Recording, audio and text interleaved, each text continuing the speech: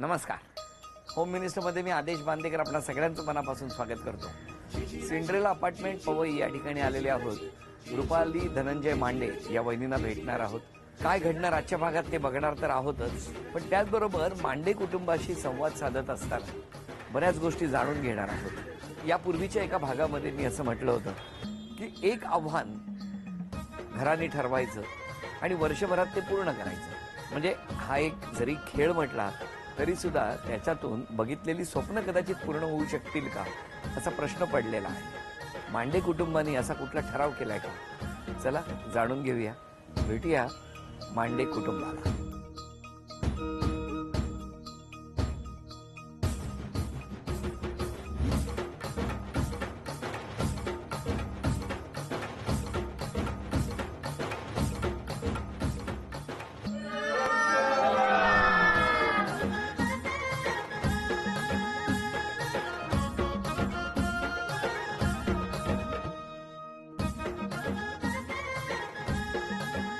घ्या उखाणा. राजहंस पक्षाला लागतो मोत्याचा चारा, हो काय? धनंजय राजांच्या राज्यात मला नाही दुःखाचा वारा. काय सांगता? द्या ओळख करून सगळे. ह्या माझ्या सासूबाई. नमस्कार. हे धनंजय माझे हो मिस्टर. हो हो हो. नमस्कार. ही आई माझी, नमस्कार. माझे वडील, नमस्कार. माझे दीर, नमस्कार. जाऊबाई, नमस्कार. ननन, नमस्कार. बहीण, नमस्कार. भाची, भाऊजे, भाची, मैत्री, भाऊ, काका, माझे जिजाजी, नमस्कार. भाचा, नमस्कार. भाची. हो, हा हो. माझा मुलगा, हा पुतण्या, हा पण पुतण्या. हो नमस्कार.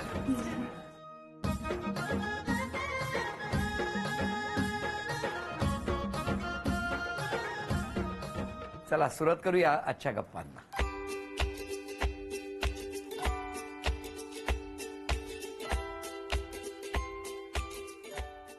नमस्कार. नमस्कार.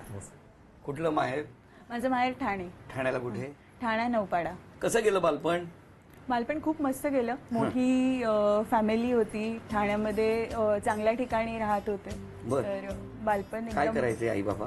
माझे वडील रेल्वेमध्ये आहेत आणि आई हाऊसवाईफ होती. आणि तुमचं? माझं बालपण पवईतच गेलं. पवईत कुठे? गावठाणमध्ये साईनाथ नगरला. आणि सुंदर गेलं बालपण, एकदम मस्त खेळता वेळता गावामध्ये. नाही नाही, तुम्ही जे म्हणताय की नाही की बालपण सुंदर गेलं तेव्हा सुंदरवर जोर दिला तुम्ही. वहिनी कळलं तुम्हाला? कळलं कळलं. काय त्यांचं बालपण खूप सुंदर गेलंय ते कळलं कळलं. तुम्हाला? का हो असं? नाही, खरंच छान गेलं बालपण तसं. बघा बघा परत परत हा. म्हणजे ती पवई आमची एकदम वेगळीच होती, सुंदर पवई होती. हा. म्हणजे हिरवी पवई, सगळे डोंगर होते आमच्या पवईमध्ये, झाडं झुडपं होती. आता काळी झाली. आता काहीच नाही बोलली. म्हणजे मग मला सांगा कुठे भेटलात? कुठे? टोल नाक्यावर? नाही, आमचं बघायला गेलं तर म्हणजे लोकांना विश्वास नाही बसत, पण आमचं एकदम अरेंज मॅरेज आहे. म्हणजे मग का प्रॉपर. विश्वास का बसत नाही?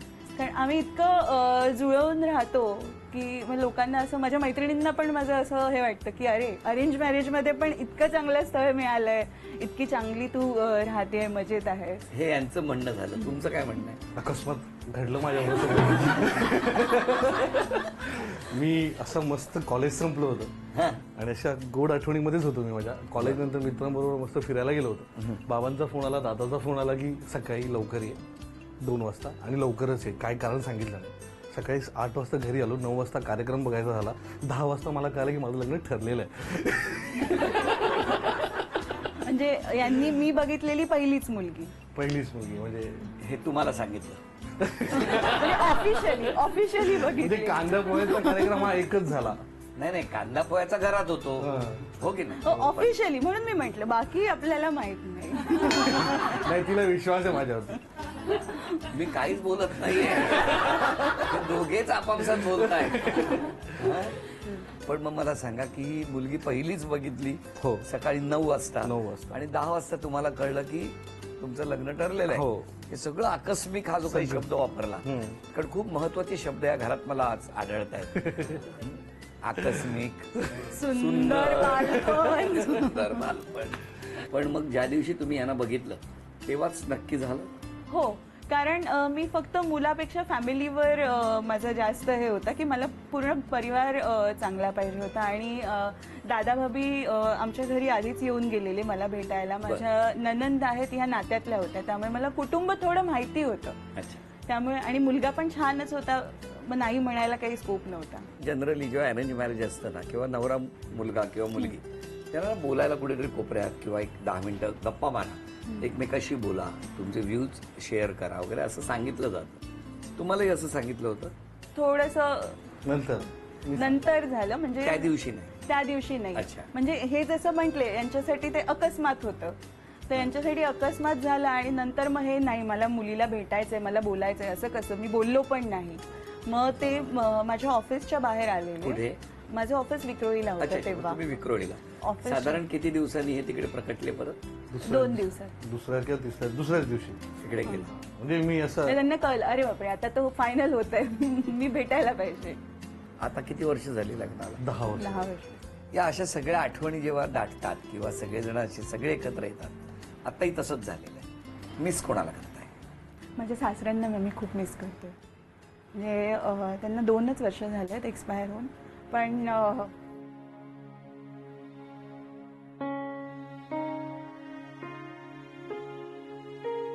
त्यांचं आम्हाला खरंच खूप साथ होती. आणि म्हणजे माझ्या वडिलांप्रमाणे होते ते. त्यांनी म्हणजे हे तर करतच असतील, पण माझ्यासाठी पण ते एकदम सगळ्या छोट्या गोष्टींसाठी पण त्यांची आम्हाला खूप साथ असायची. आणि कधीच त्यांनी आम्हाला माघार नाही घ्यायला सांगितली. म्हणजे आम्ही फक्त असं म्हणायचं, मला हे करायचंय, मग ते कसं मिळवून द्यायचं हे त्यांचं स्वप्न.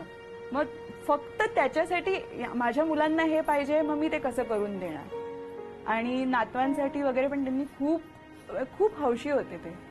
तुम्ही कोणाला मिस करताय? आयुष्यामध्ये 2 व्यक्ती होते माझ्या, म्हणजे दाजी आणि माझे पप्पा. म्हणजे एक लहानपणापासून आपण छोटे असतो ना, म्हणजे माझं ताईचं लग्न झालं तेव्हा मी 5वीत असेल, तर दाजी घरामध्ये आले, एक व्यक्तिमत्व इथं घरामध्ये, ते गेले.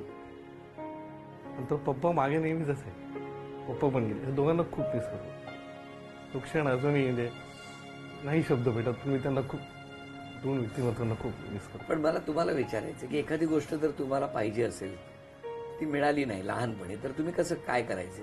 खूप रडायचो मी, हा? खूप रडायचो मी, खूप तासन-तास मस्तीखोर रडायचो. होते. काय सांगता? आज छान वाटतंय. हो, हं? म्हणजे आम्ही खरंच असं काही ठरवलं नव्हतं की असं आपण बोलणार आहे वगैरे, पण आता हे भावनांमध्ये इतकं भरभरून आलंय खरंच. आणि या घरात ते दिसतच आहे. डोळ्यातून पाणी असलं तरी एकमेकांच्या प्रती असलेला तो ओलावा नकळत व्यक्त होतोय. पण त्याचबरोबर आता एवढ्यावर सुटका नाहीये तुमच्यासाठी एक आव्हान आहे. आणि ही जी सगळी ज्या कुटुंबाबद्दल तुम्ही ओलावा वगैरे म्हटलं, हां, जे आहे, मी पण 2-4 चांगली वाक्य म्हणण्याचा आटोकाट प्रयत्न केला. ते करत असताना मला तुम्हाला एवढंच विचारायचंय की तुमच्या मनातली भावना त्यांना सांगितली नाही तर कळते का? हो, कळते. नाही, किंवा यांना तुमच्या पण मनात कळतं. काय चाललंय ते कळतं. म्हणजे आता आम्ही एकमेकांना इतकं व्यवस्थित ओळखतो की कोणी म्हणजे अशी काहीतरी चिडचिड जरी झाली असेल ना, नाही, त्यांना टेन्शन असेल, अच्छा, ऑफिसचं समजून काहीतरी गेलं. असेल, पण कळतं मनात हो. काय चाललंय. तुम्ही ओळखता यांच्या मनातलं आणि तुम्हीही त्यांच्या हो. मनातलं. आता हे जरा थांबा ना, बघूया. चला आता बघूया ही 3 आव्हानं आणि बक्षीस मिळणार का मला बघायचंय. पहिलं आव्हान कोण स्वीकारणार तुम्हा दोघांपैकी? हे ना, आधी मी बघतो. वाचायचं मनातल्या मनात. मराठी गाणं आहे.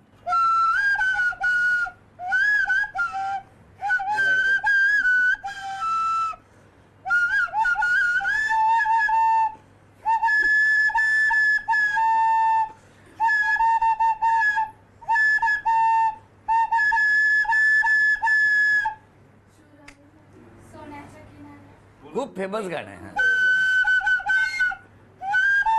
कोळी गाणं.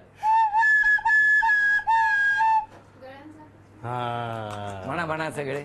देवानं साखळी सोन्याची, ही पोरी कोणाची. अभिनंदन, पहिलं बक्षीस मिळालं. थँक्यू.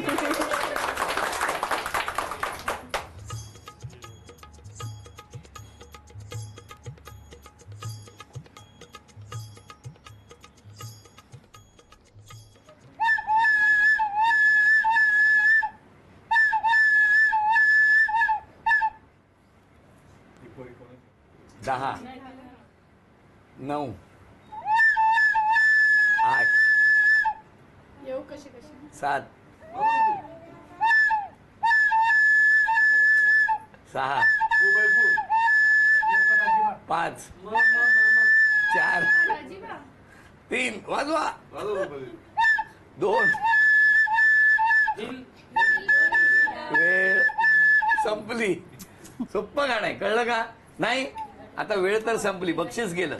सांगा हो. वाट माझी बघतोय रिक्षावाला. असं करायचं ना पटकन. असं करत असं पटकन करून घ्यायचं ना.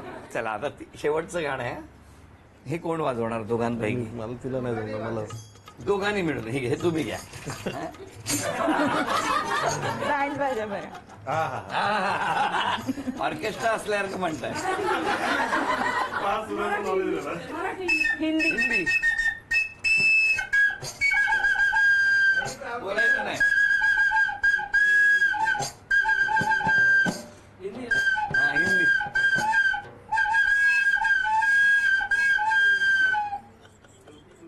एक मिनिट बोलायचं नाही, ओठांची हालचाल नाही. सगळ्यात महत्वाची इतक्या कॉन्फिडेंटली घेतली आहे त्यांनी.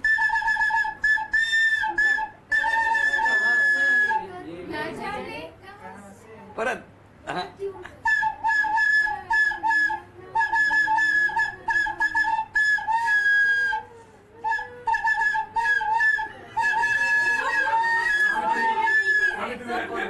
मला वाटलं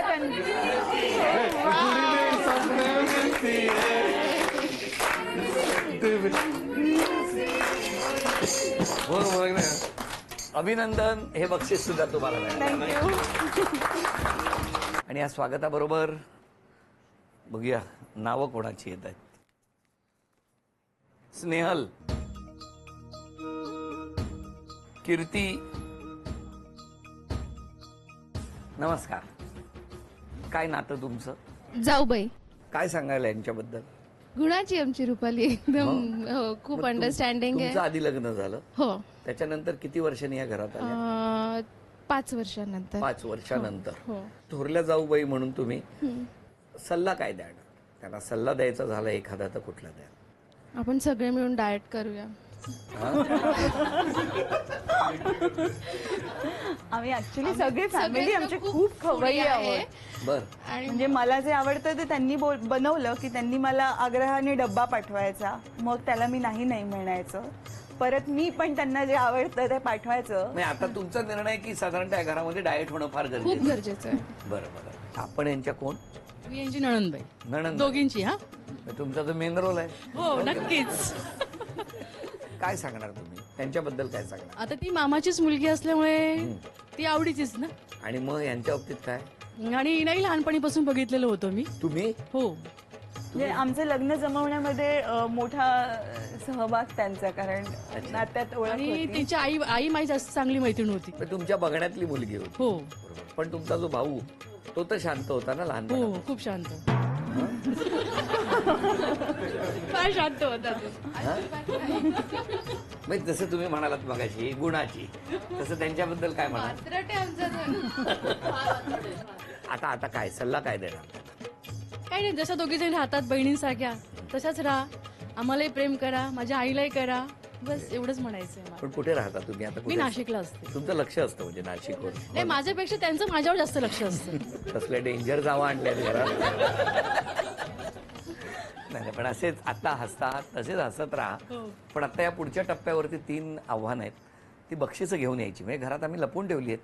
चांदीचं नाणं, चांदीचा कुंकवाचा करंडा आणि शेवटी तुम्ही जाऊन म्हणजे मिस्टर जाऊन आणणार चांदीची अन्नपूर्णेची मूर्ती. तर बघूया 3ही बक्षिसं एका मिनिटात घेऊन येणार का? तुमच्यासाठी साधे म्हणजे मी ठिकाण सांगतो. जीवा शिवाची बैल जोड. चला वेळ सुरू झाली. आम्ही त्यांना सांगू शकतो काय? हा हा हो. मम्मी बैलगाडी बैलगाडी लवकर. देवाराची ते 12 सापडले. बैल ते 20. काचेच्या कपाटात बैल. आणि आता तुमच्यासाठी ओम नमः शिवाय. देवाया. देवाऱ्यामध्ये देवाराच्या ड्रॉवर मध्ये देवाऱ्याचा ड्रॉवर बघा.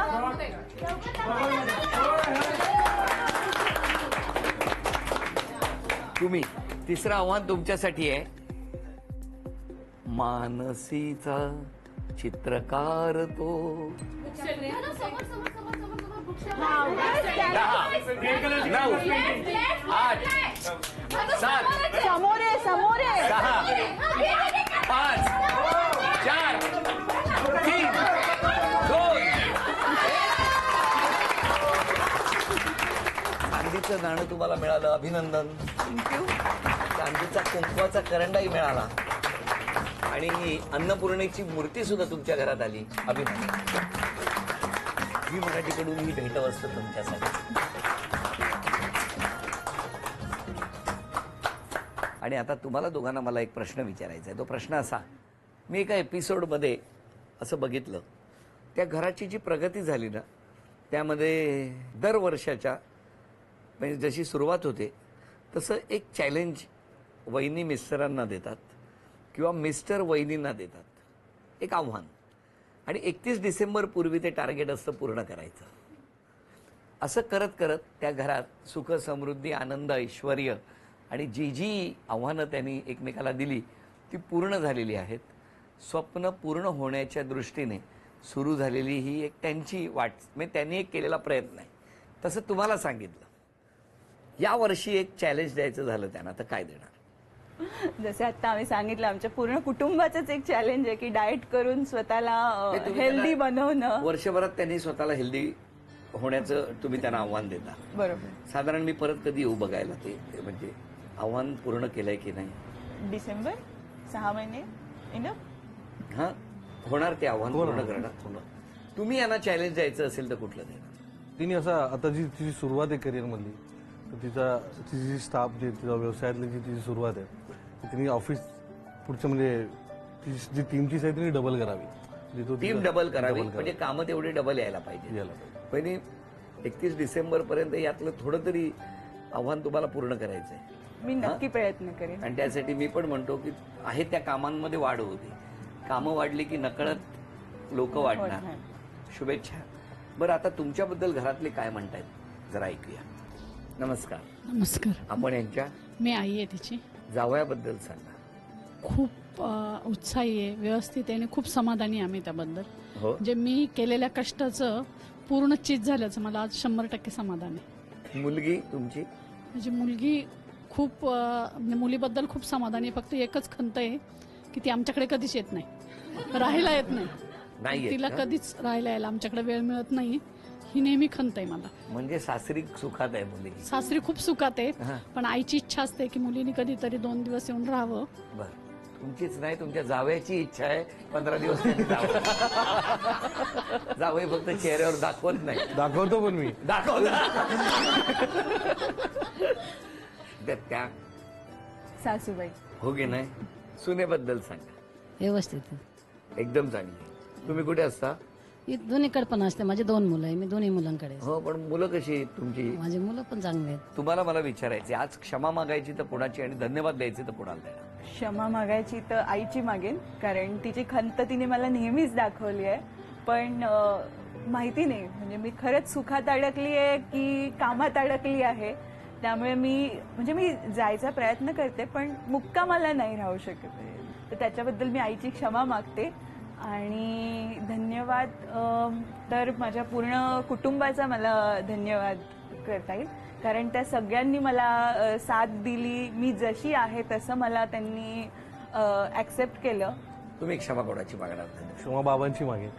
आणि धन्यवाद सांगायचं तर माझ्या सगळ्याच परिवाराची मागेन. म्हणजे प्रत्येक छोट्या मोठ्या क्षणाला आम्ही सगळे एकत्र असतो, एकमेकांशी बोलतो. म्हणजे छोटीही गोष्ट, आनंद असो किंवा दुःख असो, आम्ही सगळ्यांशी बोलतो आणि सगळे एकमेकांसाठी उभे असतो. त्यामुळे त्या परिवाराचा खूप धन्यवाद.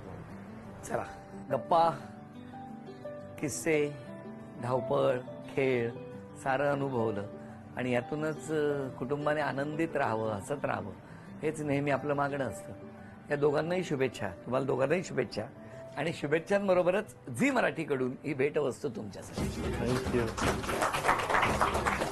आणि वहिनींना तथास्तु पुणे यांच्याकडून मिळते आहे पैठणी. अभिनंदन.